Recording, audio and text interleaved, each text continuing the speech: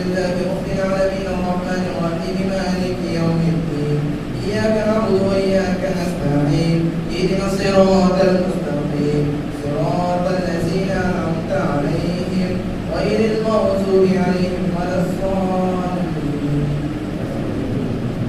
أولئك الذين اشتروا الضلالة بالهدى فما ربحت تجارتهم وما كانوا مهتدين مثلهم كمثل الذي استوقد نارا فلما أصابت ما حوله ذهب الله بنورهم وتركهم في ظلمات لا يبصرون صم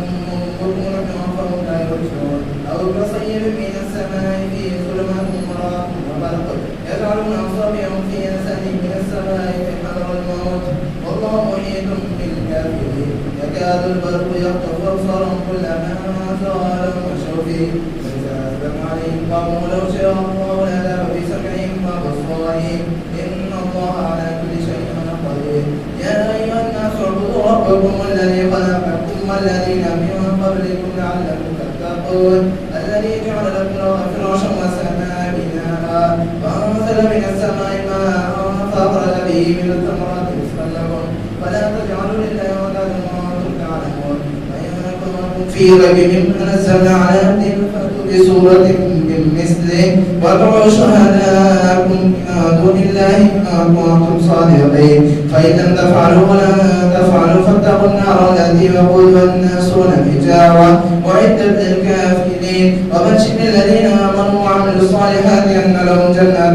تجري من تحتها الأنهار كلما رزقوا منها من ثمرة رزقا قالوا هذا الذي رزقنا من قبل به متشابها ولهم فيها أزواج مطهرة وهم فيها خالدون إن الله لا يستحيي أن يضرب مثلا ما بعوضة فما فوقها فأما الذين آمنوا فيعلمون أنه الحق من ربهم وأما الذين كفروا فيقولون ماذا أراد الله بهذا مثلا يضل به كثيرا ويهدي به كثيرا ومن يضل به إلا الفاسقين الذين ينقضون عهد الله من بعد ميثاقه ويقطعون ما أمر الله به أن يوصل ويفسدون في الأرض أولئك هم الخاسرون كيف تكفرون بالله وكنتم أمواتا فأحياكم ثم يميتكم ثم يحييكم ثم إليه ترجعون هو الذي خلق لكم ما في الأرض جميعا ثم استوى إلى السماء فسواهن سبع سماوات وهو بكل شيء عليم الله أكبر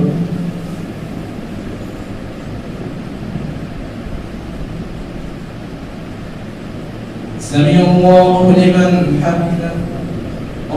الله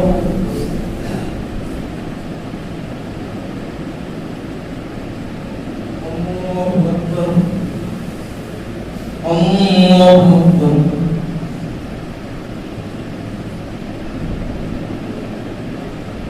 الله أكبر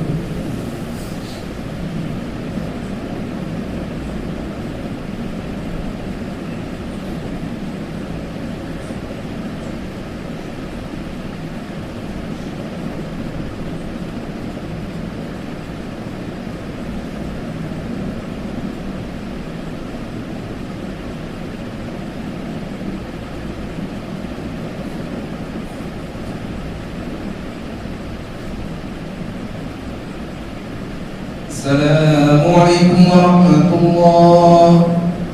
السلام عليكم ورحمة الله.